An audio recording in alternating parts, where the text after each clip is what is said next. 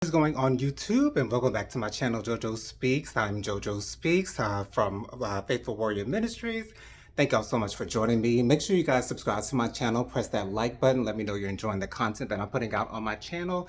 Be sure to leave a comment, let me know your thoughts on this season of RuPaul's Drag Race Season 17. I'm doing a review on episode 14 today. Also, be sure to press the notification bell so you're notified every time I post a new video. Last but not least, be sure to share JoJo Speaks with all your family, friends, and loved ones. Let everybody know JoJo Speaks is out here in these YouTube streets. So, last week we had a double save, a double Shantae between Anya and Jules. Now, I can't say that I necessarily enjoyed the lip sync that much. Don't know if it necessarily deserved a double Shantae. However, I will say though, if it was not a double Shantae, I have the feeling that Jules technically did win that lip sync. Although I love Anya, Anya is my girl. I did not think she came out on top on that lip sync, but hey, at least she is still here. So we are left with the top five. Once again, we have Jewel Sparkles, Lexi Love, Susie Toot, Sam Star, and Anya Nerve. And so we're getting into the final challenge before we get into the top four. Now at the beginning of this show, RuPaul did say that at least one queen will be going home. And that was, kind of teeter-tottering whether we're going to be a final four or final three, but we found out it will be a final four. So the final challenge for these final five queens is going to be that they're auditioning for RuPaul's Drag Race live in Las Vegas. So they have to do a photo shoot. They have to do a promotional video. They have to do a performance to a new song that's going to be part of RuPaul's Drag Race Live. And of course, they have a final runway. And so as far as the photo shoot is concerned, I don't want to, kind of talk about every single queen and what they did and all that good stuff because it could get repetitive, or to me, it would seem repetitive to do that. However, I did like what Jules, how Jules dressed out for her photo shoot. I thought Jules did an excellent job for her photo shoot.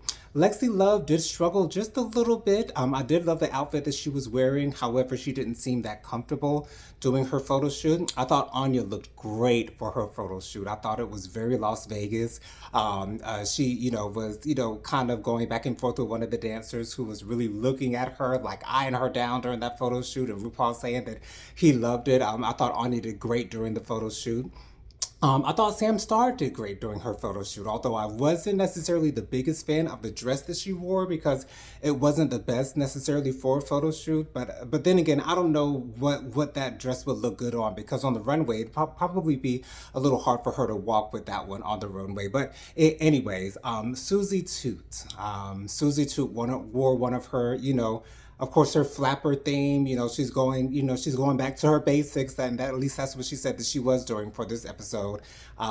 Doing what caused her to win the first challenge for the first episode of RuPaul's Drag Race. So she's getting back to her 20s, 30s vibe, and compared to all the other queens, what all the other queens were doing, it didn't seem to add up. It didn't seem to be on the same level as the other queens. It seemed a little amateur, if I do say so myself. And so, Susie, and she wasn't necessarily, didn't seem that comfortable doing the photo shoot either. And the queens also did an interview with the one and only, the large yet in charge, chunky yet funky, Latrice Royale, my favorite queen from season 4, besides Jiggly Caliente, of course. But during the interview, Jules did a pretty good job. I think all of the queens did a decent job during the interview, although Jules did get stumped on the question of where does she see herself in the next 5 years. And, that was an honest reaction to that question because, some of these queens think that RuPaul's Drag Race will be the pinnacle of their career, will be the highest that they will ever get in their career. And, people don't see themselves past that. And, I completely understand that. And that is a complete human response to that. Now, I wasn't the biggest fan of Anya's segment of the interview because they only showed Latrice asking her one question, which was what time in the competition did she want to give up or did she want to leave? And Anya's answer was in the first week, she didn't feel like she stacked up to the other competition that was in the room. She's a line cook in her day-to-day job, and she just does drag on the side as a part-time job. And She said that she's only been doing drag for 3 years, which surprised me. It seemed like she would be a little bit more tenured than that. But I think it shows that she's come a very long way in a very short period of time. I thought Sam Starr did better in her interview than the judges seem to think.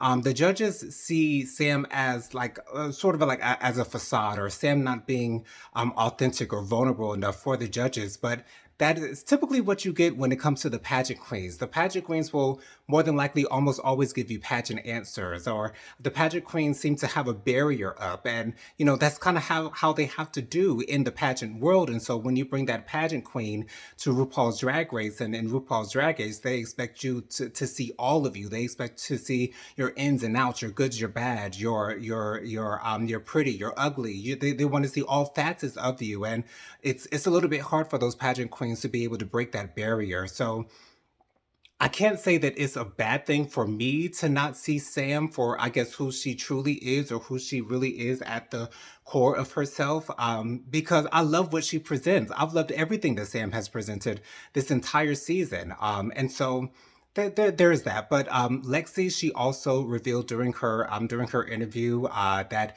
she was involved in some trafficking.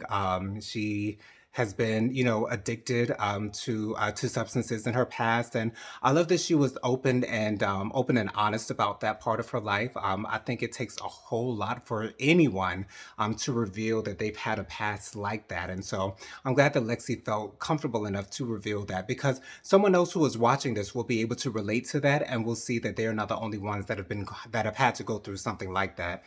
Susie Toot. Her interview was okay. I really don't remember much from her interview or what the questions were that she asked. Although I will say though that the one question that she was asked that I do remember is, what is her worst attribute?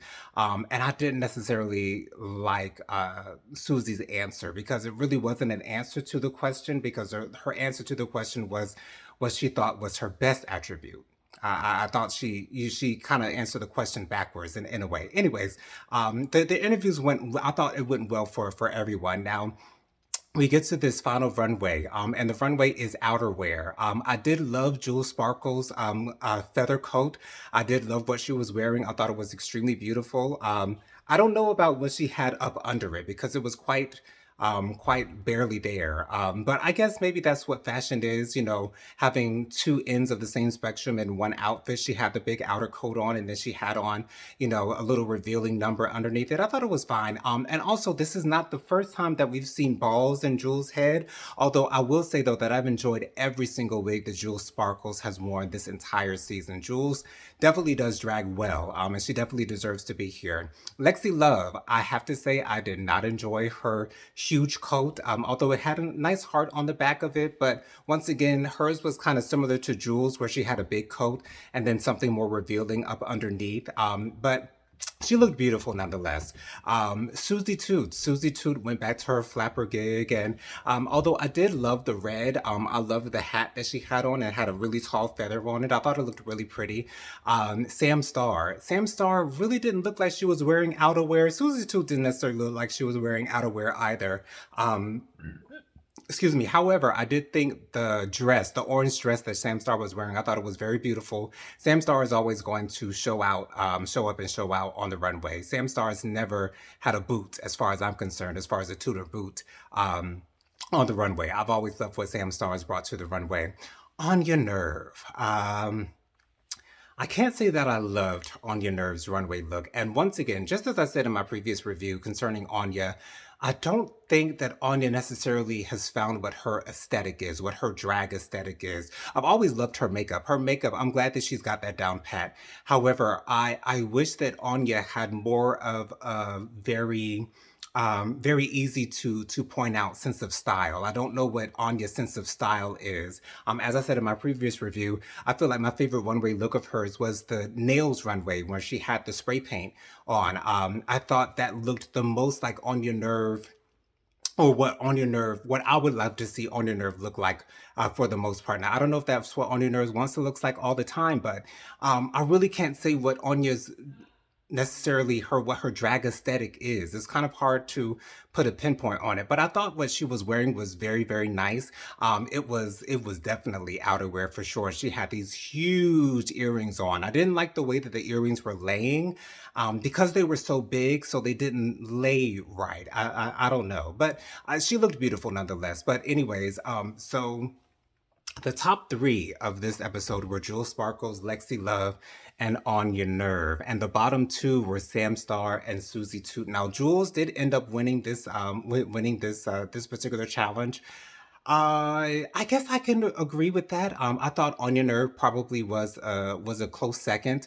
I loved On Your Nerve's promotional video. I thought she brought what she always brings to the show. And also, I have to say, when RuPaul said that Anya seems to have been guarded this entire season, I don't know where that is coming from. I feel like Anya has been really open and authentic this entire season and has really shown us who she is at her core. So I was a little bit confused by that question that Ru asked about Anya being guarded, but Anya gave a very honest answer. I guess the best answer that she could give to that particular question. And I will say I love the fact that Tracy Ellis Ross was the guest, the special guest judge um, for this week's show. But I have to say, I was surprised to see Susie Toot and Sam Star in the bottom two because I completely expected both of these queens to make it to the final four, and to see that one of these queens would not make it to the final four was extremely surprising to me. However, the lip sync went down, and Susie Toot ends up having on home, as Alexander Rogers would say, one of my favorite YouTubers here. I have to say that I was surprised to see Susie Toot go home. However, I was happy to see her go home because I was actually fully expecting her to end up winning this season of Drag Race. But, but, I will say, RuPaul has a tendency to not pick the obvious winner. For instance, for season 16, Nymphia Wynn ended up winning, where I fully expected for Saphira Cristal to win. I thought Saphira completely deserved that win. She had the most wins out of every queen on that season. And that's not to say that I think the winner should be the queen with the most Maxi Challenge wins. However, I felt like Saphira was the most deserving. I thought we've only seen glimpses of Nymphia Wynn's greatness, whereas I think Saphira was more consistent throughout the entire competition. And that's what I'm seeing with Anya. Anya has been extremely consistent throughout this entire competition. The only times that she's really faltered were on the fashion-oriented maxi challenges, or the sewing challenges. Even though she was in the top for the first sewing challenge, the other two sewing challenges, she either was safe or she was in the bottom. And also for her makeover challenge with her dad, she was also in the bottom with that as well. So with Anya having the most wins, I have a feeling that Rue is not going to give her the crown. And I have a really funny feeling like Lexi Love is going to win RuPaul's Drag Race season 17, either Lexi Love or Jewel Sparkles, because I feel as though Anya and Samsar are the most obvious winners out of this group that is left. And I'm expecting for Ru to go against the grain and pick either Lexi Love or Jewel Sparkles to win. What do you guys think about that? The fact that Ru tends not to pick who would obviously win. For instance, for All Stars 9, I did not expect for Angeria to win. I fully expected for Roxy to win, but Ru gave it to Angeria. So although I was very happy that Angeria won, I was not complaining about Angeria winning at all. However, Ru tends to make those decisions. For instance, in season 5, Jinx Monsoon ends up winning over Roxy Andrews at Alaska. Like it's weird to at least to me it is. So I don't know. Who are you rooting for, and who do you guys think is going to win RuPaul's Drag Race season 17? Let me know down there in the comments. Once again, I'm JoJo Speaks from Faithful Warrior Ministries. I'll see you guys on the next video. Make sure you guys subscribe, like, share, comment, all that good stuff. I'll see you on the next one. Peace out.